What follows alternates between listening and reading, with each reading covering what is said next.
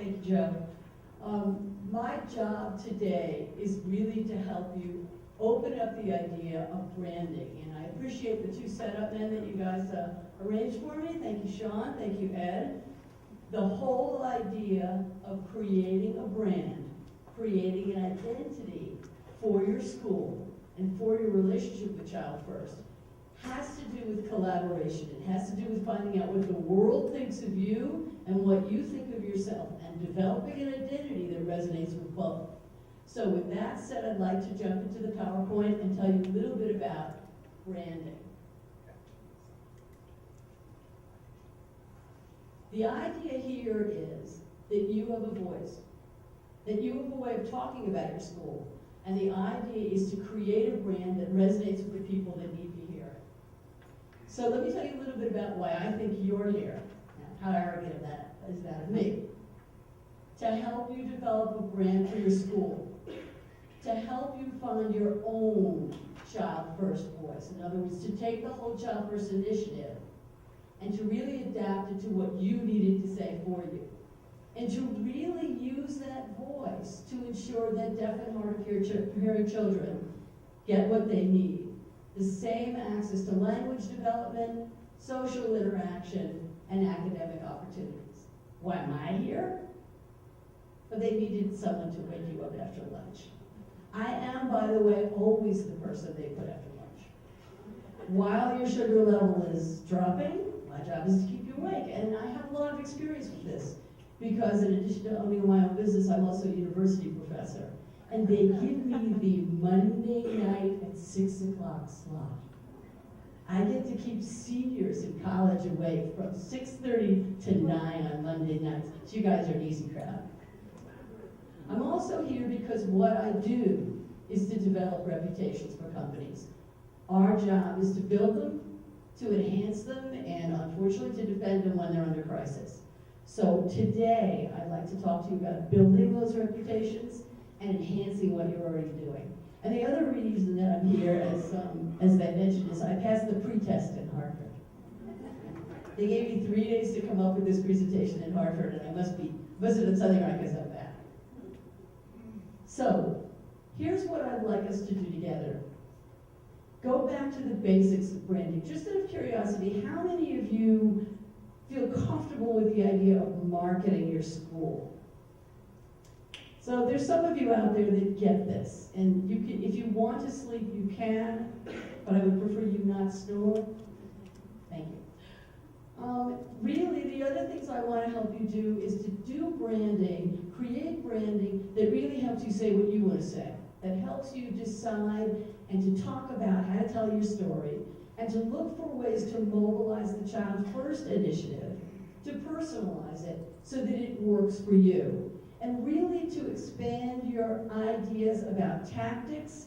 I've taken a look at some of the communications that you have. Some of them are very innovative. Some of them are, I'm just trying to keep up, guys, I got a lot to do. But I want to help you broaden your ideas of the tactics that are available to you. And I hope you get a couple of laughs. My secret ambition is actually to be a stand-up comedian, so I'm hoping some aspects to it. So what is branding and why should you care? A brand is a promise, and in that there is comfort. And by the way, that isn't cheap. That's my cheap, aww. That's my dog raging. I had to put it in there. So let me just say that again. A brand is a promise, and in that there is comfort. That is a line from the Gap brand manager, but I love using it as a starting off point. A brand differentiates you from others who deal with the same issue or topic, very timely for you. It gives voice to what you stand for. It defines, and in this day and age, this is critical for you, it defines the value you bring to your community. And when you do it right, it makes sense to your stakeholders. I mean, think about ads that you see on TV. Most of them just go right by us. But when you have an ad where you say, I should get one of those.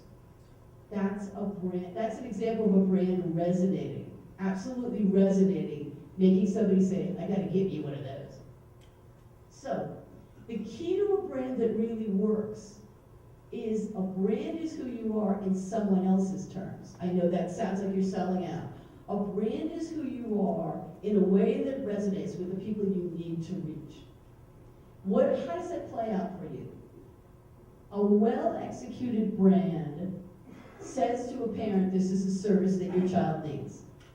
It says to your staff and your potential staff, these are the values we live for. So frankly, if you're not comfortable with them, you don't want to come work here. And that translates to who comes to even apply for working with you. A brand gives voice to what it is that you stand for.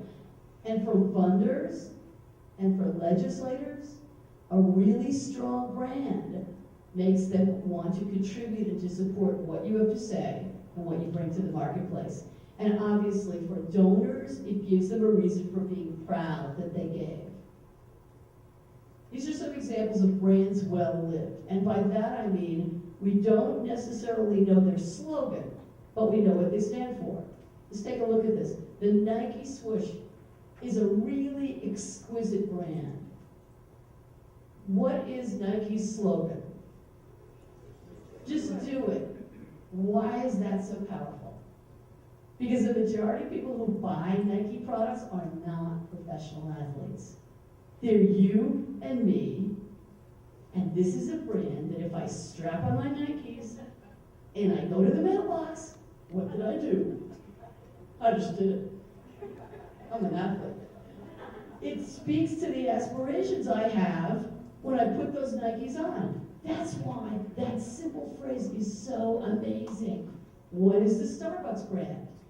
You have Nike that has a slogan. Does Starbucks have a slogan? What is the Starbucks brand? You feel it. Who said coffee? They still put a tea area, by the way, but that's another conversation. The Starbucks brand is not one you can verbalize, but you know it. I could drop you in a Starbucks in the middle of China, and you would know you were in a Starbucks. What's in every Starbucks? Oh, come on, guys. Nobody here's been to Starbucks? Coffee, what else? Wi-Fi. Comfortable chairs. Comfy couches and chairs. Why? Because the Starbucks brand, which is never verbalized outside of the four walls of the Seattle headquarters, has to do with the third place. This is their goal, to give you the third place, that comfy place between home and work. Okay? So now that I say that, you understand why there's Wi-Fi and why there's comfy couches. When we get to the point where we start drinking something else trendy, whether it be arsenic or tea, Starbucks will be there. Why? Because it's the comfy place between home and work. And to give you an idea, think about the feel of a Starbucks. Now think about the feel of a Dunkin' Donuts. Has anyone in this room ever said, meet me at Dunkin' Donuts for a meeting? But does it, right there? Oh, I thought you were saying, yes, I did that. No. What Dunkin' Donuts is a place to go get what? Cup of coffee. And a donut. Possibly, yes, a donut. Bottom line is no one sits in a Dunkin' Donuts. That's not their brand. What's the Dunkin' Donuts slogan? Dunkin' on the run. See the difference? Starbucks says, come on in, says Phil. Dunkin' Donuts says, Dunkin' on the run. Two really strong brands. And if you remember for 10 minutes, Dunkin' Donuts tried to pretend they were Starbucks, only cheaper, and that had that work out for them. Okay, so that goes back to being true to who you really are when you do a brand.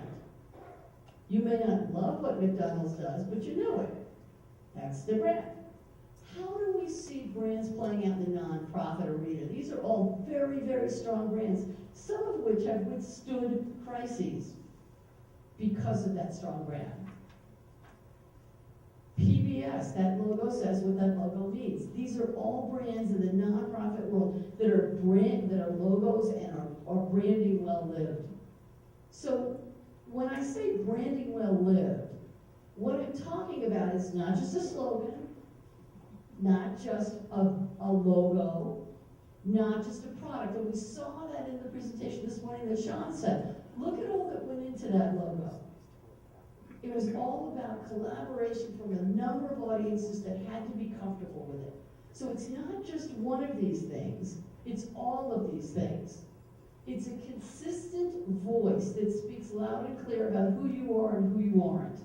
It says what you stand for, it says what you bring to the people who care about you, what you offer, who you hire, and most importantly, what you will not do.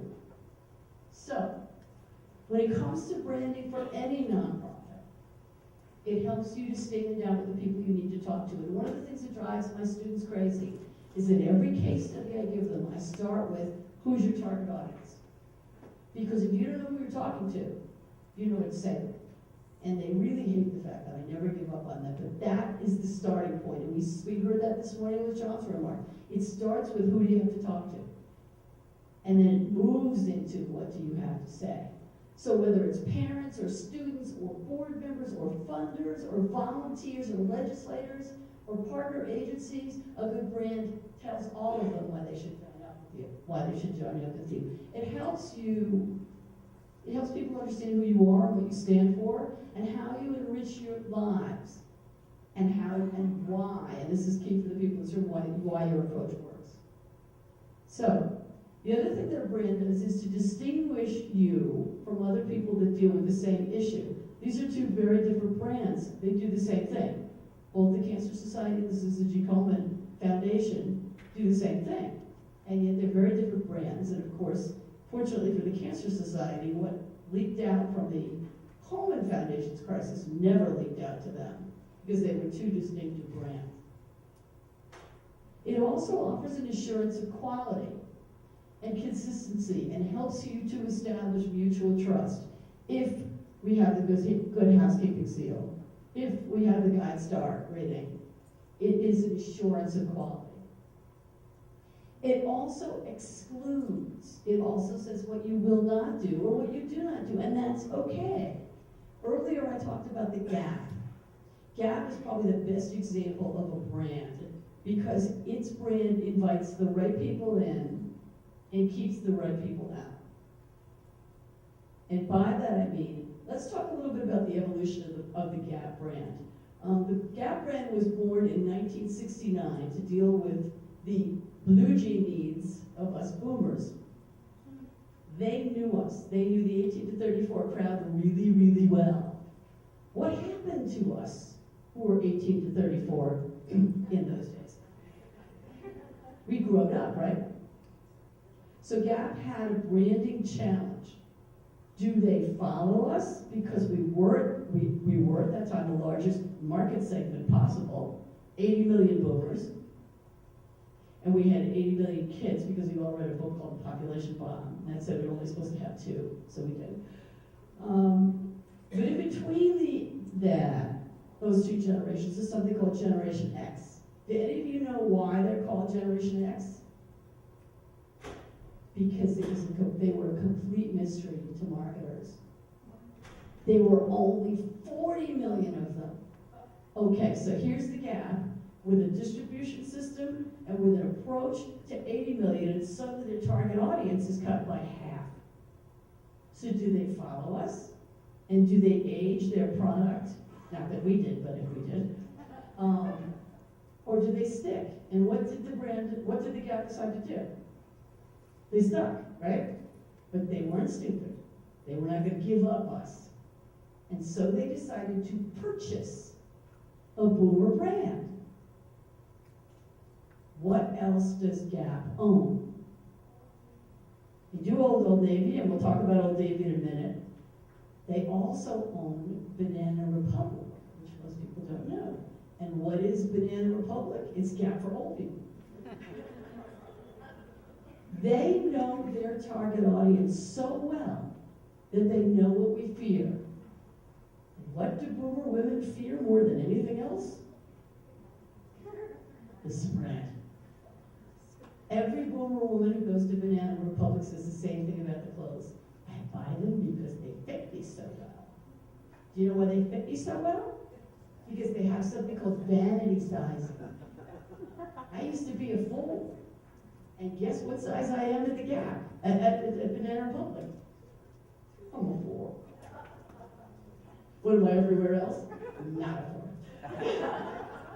That's what I mean about understanding your target audience. Now, someone mentioned they also own Old Navy. If you understand these three, by the way, you understand branding, and you can take the rest of the class off. What is the target audience for Old Navy? Who goes to Old Navy? Families, exactly. Now think of the decor of those three stores and you understand branding. Because Old Navy is pandemonium, right? It looks like pandemonium. What do they have at the end of every aisle in Old Navy? This is brilliant. Balls, yes. They have a bucket of balls. Why do they have a bucket of balls? Because those of us who shop with boys, thank you very much, it gives them something to do, bounce to the ball, when we keep them there pretending it's more. See what I mean about getting your target audience, getting what moves them? So we got size on this end, we've got the tiny, tiny gap with everything all squared off. If I ever brought my kid in there when he was little, it would have been horrible. But when I go into Old Navy, have at it, kid, grab a ball. So you see, now you feel branding. And that's what I was hoping to do there, okay? So branding plays out in a number of ways. And this is where we get a little bit hung up. Oh, I did this in Harvard too, I burned her out. Okay, so branding plays out in the look, what we would call a logo, okay? And I've taken this very seriously. And I have a book up here, which I am the proud author of, that I will give out to anyone who can figure out how I have taken the look concept seriously. I personally, that's my logo. I'm giving you a hint, guys. That's my logo. How have I taken the look seriously? Front row people. Oh, good. I actually had a charm made for this bracelet with that logo. Does this mean I get to keep the book or I'll give it away somewhere else? Bottom line is that whether you're the Travelers and you're under the red umbrella, and yes, I was under the red umbrella for 8 long years, or the United Way, the look is one way that the brand plays out. It also plays out in the lore. What is your history? What is your story? What do people know about you? And this is where you play out your tactics. Whether it's your website or your social media, your literature, your e-news, your public relations, all your outreach efforts have to be part of a consistent brand. Because as a nonprofit, you don't have dollars to burn. You, of all people, can't afford to have anything that goes out that's not brand consistent. Because every little thing you do has to reinforce every little thing you did. And the life. How do you live your brand? How do people live the Starbucks brand? How does it resonate with the target audience? And how does it define what you won't you do? For donors, a strong brand makes them happy to give. I'm on the board of FoodShare, which is the nonprofit that provides food to food banks in Hartford and Talon County. I'm a proud member of the board. I'm a proud donor because they have got me completely on board. So much so that if you woke me up at 3 in the morning, I would be able to say, when hunger stops so they have really enabled me as a board member to become a community ambassador. And you have within your organization a lot of community ambassadors, whether it's to go after the child first message or your own brand. It also plays out in how your volunteers and staff see what they do every day. It communicates the benefits and the good feeling that they have working there, and it really defines you as the #1 place to work. And I think this slogan says it all. This is from the Peace Corps. Is that not the greatest slogan? It excludes a lot of people, doesn't it? Toughest place you'll ever love. I love it. Might as well say right now what you're not going to get out of this. And for parents, who I consider our target audience, who I consider our buyers, a really strong brand philosophy that lets them trust us. And I use the why because this is a personal example. My son went from daycare in the Y to after school at the Y to camp and now a counselor at camp because this is a brand I trust. Okay? They have built the trust that if the Y logo is on it and it's a Y program, I'm going to send it to him. That's what a strong brand does. So, here are the 3 things that a strong brand can do. Unify, simplify, and amplify. And I'm thinking back to the program this morning, and as you were talking, Dr. Petito, I was trying to think of how do we do these things with that very complicated message? How do we develop a brand that enables parents to be able to verbalize what your research was? We walked with you. We got what you said because we were there, but we don't have the opportunity to expose that. So how do we get a brand that tells that story simply and amplifies it and simplifies it? Because that's the challenge we have with research like yours. So let's talk a little bit about when you use a brand to unify everything that you say. It helps you build consistency. It helps you speak with a single voice. Again, think of child first. It helps people agree on who you are and agree on what value you bring to the marketplace. Okay, so that's how it unifies everything you say. It simplifies it. Look at that. Is that not an image? How many of you have read the Steve Jobs bio? Amazing how they took the simple white cord. They made the decision to make those headphones white because everything else was black. That was the entire conversation. It stood for an entire brand. I mean, those ads are iconic. Why? Because they simplified the message that if you're a cool kid, you got an iPod. And I will tell you that when my son was 7, another kid offered him $5 for his white headphones. He didn't have an iPod, but he wanted those white headphones. Talk about something that simplifies the brand promise. So one of the challenges we have is that the longer it takes us to respond to the question, what is it you do? The more you lose the people that are trying to listen to you. So if you ask someone what your school does and it takes you more than an elevator speech to deliver that, we're in trouble. And how many of you are not familiar with the concept of the elevator speech? Okay, good. Elevator speech is where you define who you are and the time it would take for an elevator to go 2 floors. Yeah, I know, wow. But the bottom line is how many people's attention goes past that? Okay, so when you need to be able to simplify, and you need to be able to make the listener understand why it means something to them, and when they walk away from you, to be able to reiterate what you said. Okay? And amplify. A good brand shows up at every customer touch point. I think Disney is a wonderful example of that. If you've ever gone to any of the Disney parks, their brand is everywhere. Their brand is magic. And how does that play out in Disney World? Among the things is you will never see garbage anywhere. But that's not fun. You will also never see a Disney employee show up out of uniform. They just magically show up as Goofy. How does that happen? Because they come and go underground.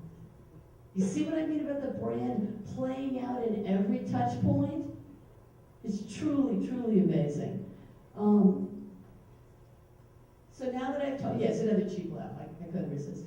Now that we've talked a little bit about where we're going, which is towards a unified, simplified brand, how do we get there?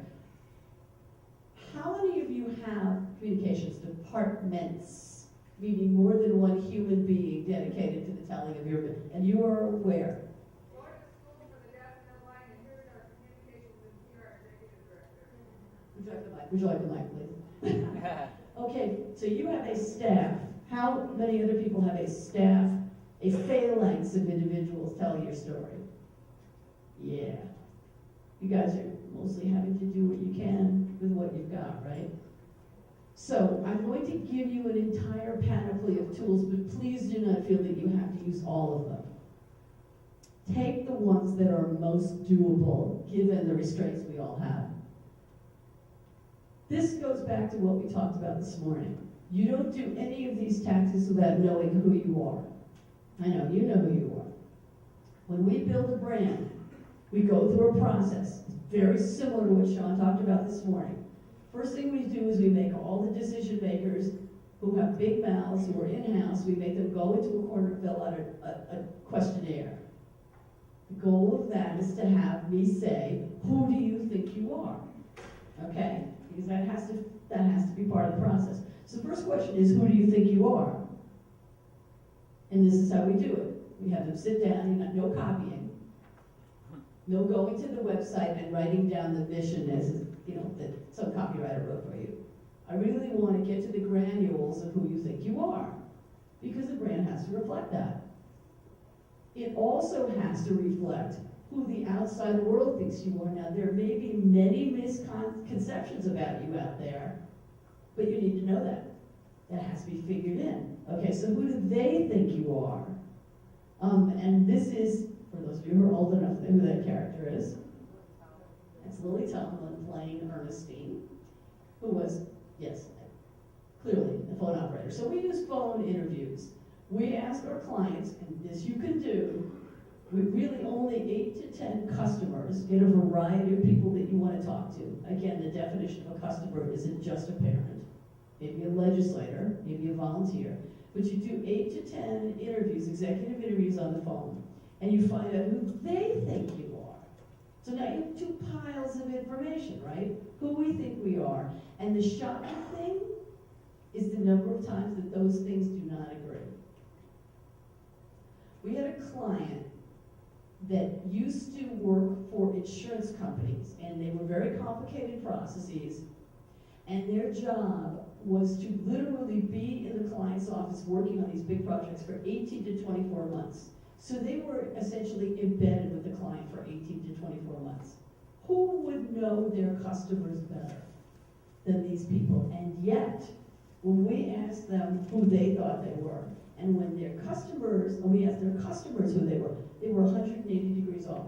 In fact, the customers didn't even see them as consultants, and they saw themselves as consultants. So they were 180 degrees off. So don't assume that the people you want to talk to understand what you bring to the party, because you could be wrong. Then you get those 2 piles of information. I'm sorry, doctor, I don't do research very well. I call them piles of information. You get those 2 piles of information together, and you come to consensus about what they mean to you. And that's what we're going to do afterwards. We're going to break you up into groups, and we're going to have you work on what the Child First Initiative means to you. I'm going to have you brand Child First for yourselves. Okay, so here's how you do branding. These are the guidelines of a branding session, of a brainstorming session. How many of you have ever done these in-house? I know Sean did. Where you try to elicit input from everybody in the room. And remember that you, as the person leading it, also have to be the voice of the customer. Okay, so you contribute that way. So these are among the rules that you have in a brainstorming session. There are no wrong answers. What happens here stays here, because when you do this brainstorming session, you need to get people from all parts of the organization. And you don't want the person who answers the phone to be intimidated by the executive director because they're both in the room. So there's no wrong answers, no judgment. Every person and every idea has equal worth. And you're talking about quantity. So what we do is we put up those big oversized Post-its, and we walk people through a very structured process to unify all that information we have. And when you're done, and when it works, you will literally end up with a brand by the time you walk out the door. It's the most amazing process. If you can hold off judgment. And we were talking about this earlier. There will be a guy in the room who does not play. He will be there. He will say nothing. And when you get to the end of the process, you know this guy, don't you? He comes to your meetings too, yes. He will start the phrase with, "I'm the marketing guy, but." And as you've got everybody in the room going along lockstep in agreement with the brand, he will be the guy that will say, "Yeah, but." Yeah, but. If you have built this process well, you have just crisis-proofed yourself against death. Well, John, that's an interesting point, but let's go back to here and here and here. So that's why I post those outcomes as we move along, so that we can make him quiet.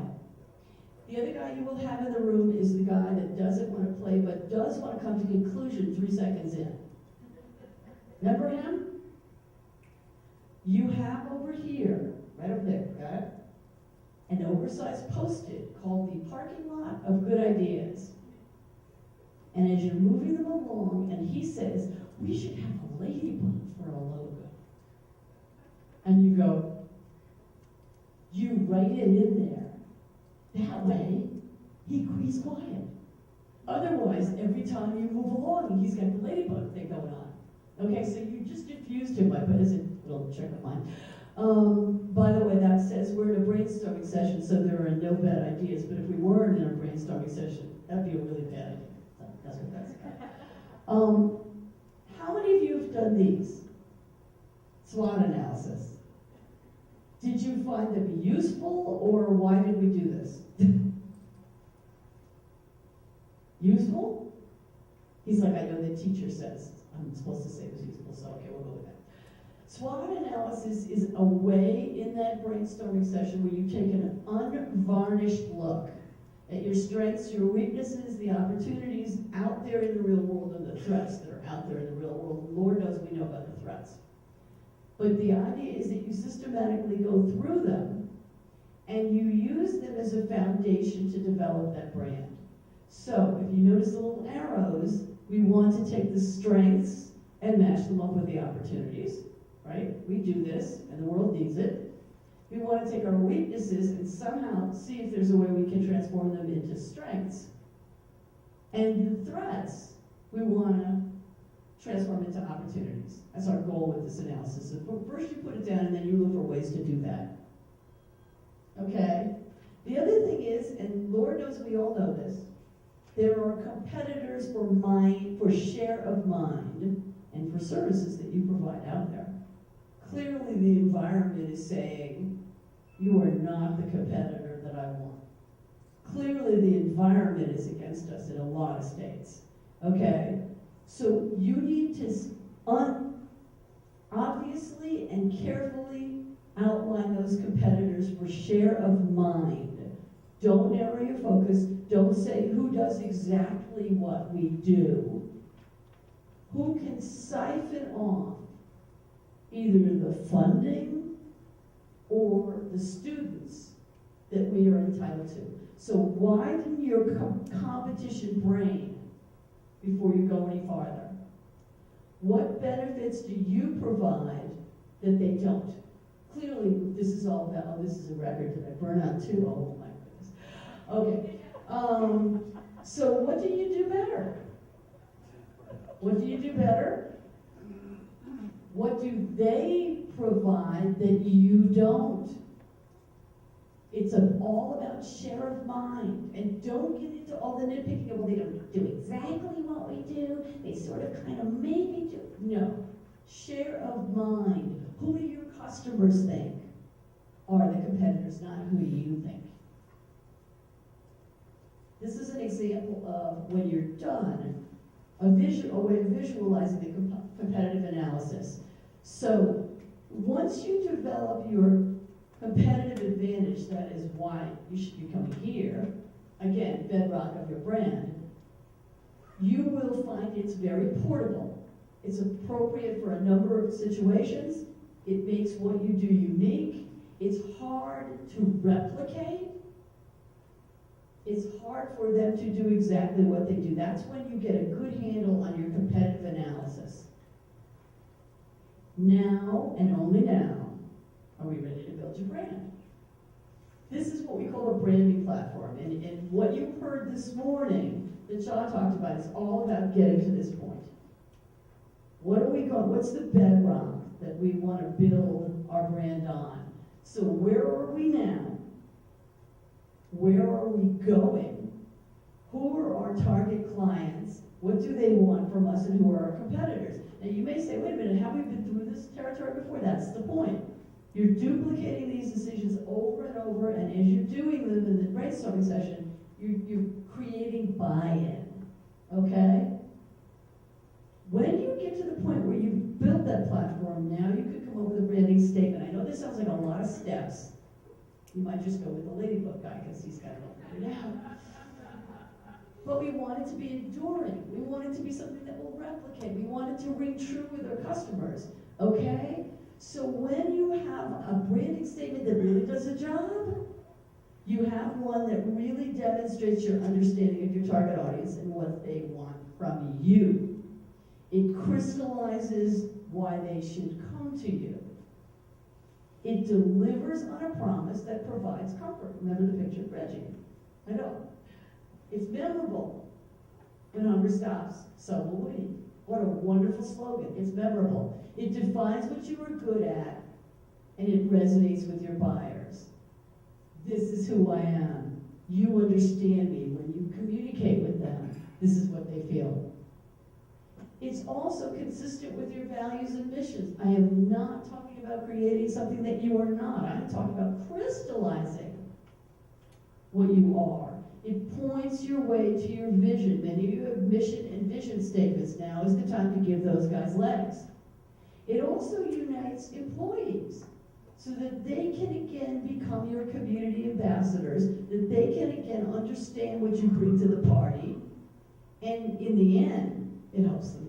It helps you to attract the right staff that stay. We talked a little bit about tactics. We're now at that point. There's three kinds of media: paid, earned, and owned media. And this is the wonderful part about doing communications now, is that paid media we understand, right? What's paid media? What do you have to buy to get advertising, right? Anyone in this room can afford it? I know you guys at the Texas School for the Deaf were nice to have some partners that helped you do that, but the reality is most nonprofits can't afford paid media. But they can and they should use earned and owned. Owned media is the stuff you have control of. Your website, your brochures, your Facebook page. How many of you are actively using social media? Oh, I'd like to see that. You are making use of the media you can control. Now people will say, well, wait a minute, I'm opening up a dialogue with people. What a concept. Owned media is a wonderful way to get directly into the granules of the people you need to talk to. And then there's earned media. That is what we call public relations. That is having a trusted source, TV, radio, magazine, tell your story for you. And that's got to do with public relations. How many of you are aggressively using public relations? Reaching out to the community? And why? Say, oh, I didn't know I was going to be taught. I didn't know the teacher was going to call on me. Why? Why are you using PR? To stay valuable in the community, to get our message out.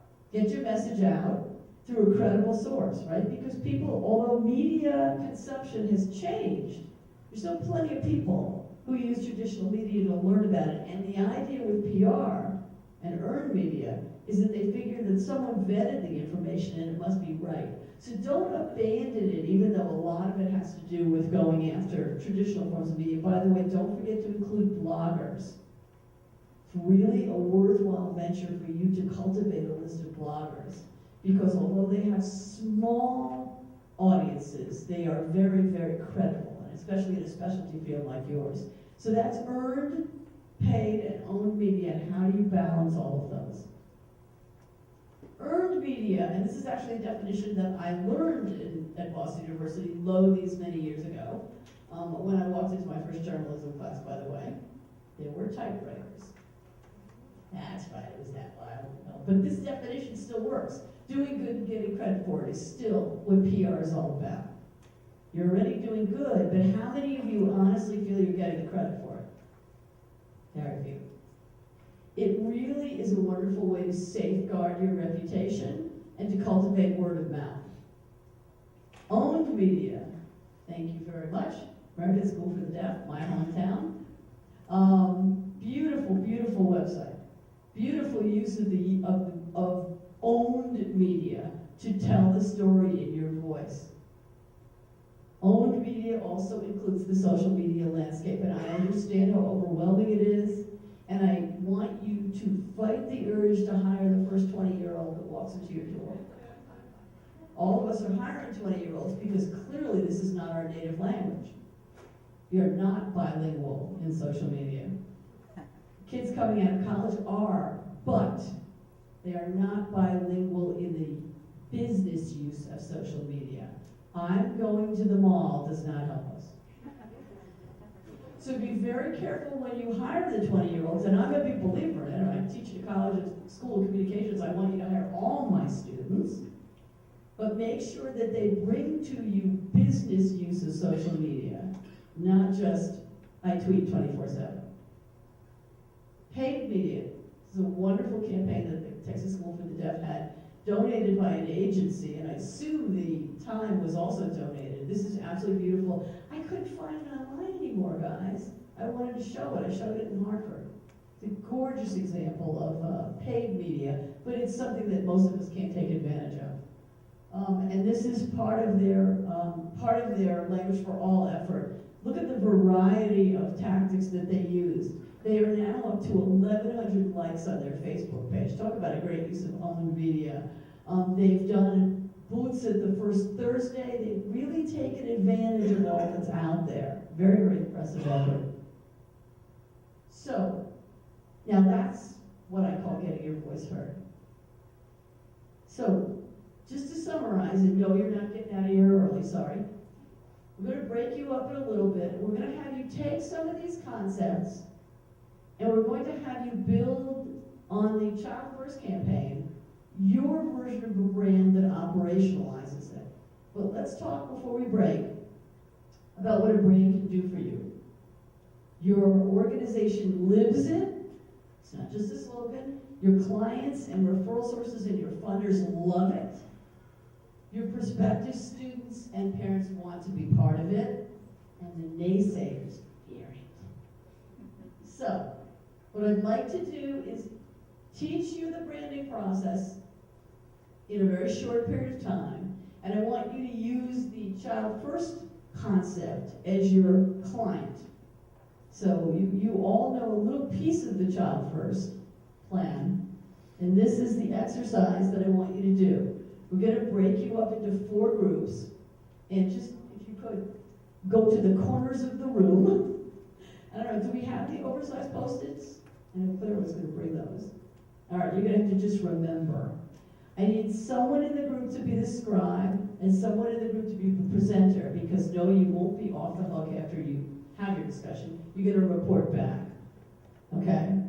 So, and then after this is over, we want you to take this back to your schools. We want you to communicate. We want you to actually step up to be a project manager to take the Child First effort to your schools. So this is what you're going to do. You're going to answer these questions. And we need a scribe, and we need a presenter. So if you notice, this mimics what we were talking about in the brainstorming process. What does this initiative mean to the stakeholders so people can care about you? And remember, define those stakeholders broadly. Not just parents, not just children. Define them broadly. Why is it important to them? Who are your competitors for share of mind? Share of mind. Who does your voice need to reach? Who's your target audience? And what are the 3 to 5 key messages that you're going to deliver in the next 12 months? Don't talk about 25 years from now. In the next 12 months, to forward this effort, and how would you deliver them? Notice the tactics are way down at the end.